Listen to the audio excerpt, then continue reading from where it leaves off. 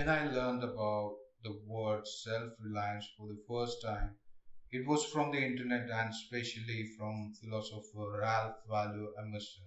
After learning about the word, I came to know that I am living the word more by myself before the discovery. Since early days of my life, in my childhood, I was very curious about a lot of things. I was curious about how things work.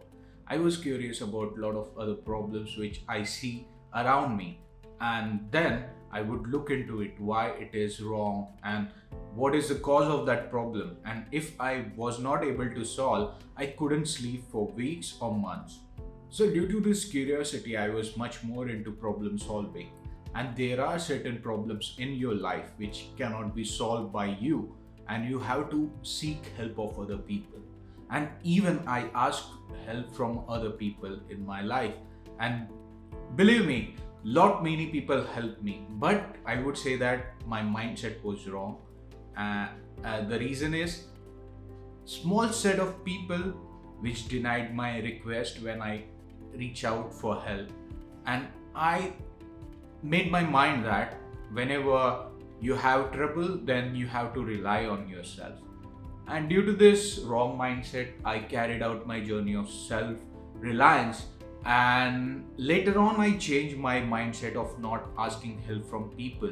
But then I used to think that whenever you have any problem and whenever you believe in something, then you have to believe on yourself and you have to rely on self, because you cannot drag other people in your ideas, in your problem, unless and until they totally believe what you believe and they totally align with your train of thoughts. So it's your responsibility, that I used to think. And even I feel liberated whenever I used to rely on myself, because I used to think that I am the person who is making things happen. I'm the person who is influencing things. Now, the only problem living self reliant life is you have to have hell lot of courage. The reason I say hell lot of courage, because whenever you have independent view or independent thoughts, and it mostly against the common thought, that's why it is called as independent. Now when you try to live by your own values or thoughts, then society will whip you out, because they don't like your non-conformity, they don't like your opposition to their views, what is believed by mass. So you need to have a lot of courage to face that resistance. Now, if you see about current culture, people are indulging into consumerism. Now, people are spending a lot of money buying things which they don't need. They spend on clothes, they spend on a lot of materialistic things like expensive cars, then expensive lifestyle which they can't afford. And if they can't afford, they work hard, they take this stressful job and spoil their health, and they are not living the way they want because they don't know what exactly they are doing. I'm not saying that whatever hustle culture says is bad, but at least you should know the cause what you're doing. Earlier, I used to do the same thing. Like, I used to party hard, I used to binge drink, I used to smoke cigarettes, and then I used to eat a lot, and I totally spoiled my health, I spoiled my confidence.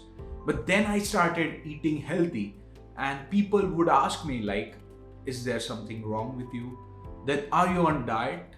If I resist to alcohol, then they would say that, what's wrong with you? Like, are you buzzkill or what? So that's what I feel which is wrong in society.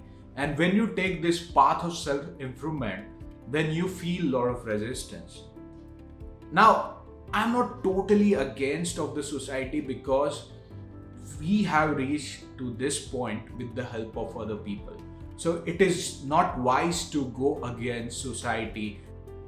So man is a social animal. He cannot live without society. But if the person is independent thinker, he or she cannot even get carried away with society. So what is the solution? It's not something that you have to go into the woods and stay away from the society, or you have to totally resist the society. You will face the heat when you try to do that. So, what I believe is you have to find the balance. You have to start drawing the lines. You have to stop doing whatever things you don't believe in and which is believed by a common set of people. If they are showing you resistance, then you uh, withdraw yourself slightly, and you can tell them that you don't believe in these things. You respect that they believe in certain things, and whenever you say that, people don't get that aggressive as when you try to dominate their thoughts. So that is what I do. And whenever you have different set of opinion than majority of people, then you may not get support from the people. Then what you can do is you have to believe on yourself. You have to have that courage and confidence to start the things what you believe, to start taking action on what you have decided, to align with your own goals, and then start making things happen. Later on, if other people also believe what you believe in, they may join. And if they don't join, that is also all right. You're not doing for other people, you're doing for your own belief. And there is feeling you will get when you start to believe in your thoughts and your values. Now, what I feel is I have started my own journey of self improvement, and I lost people, I lost certain set of friends, and I gained new set of friends. I got connected with new set of people, and this things happen. So I don't, sometimes I feel bad, but I don't get carried away with my thoughts. But what I enjoy is my path of self exploration and my path of self improvement.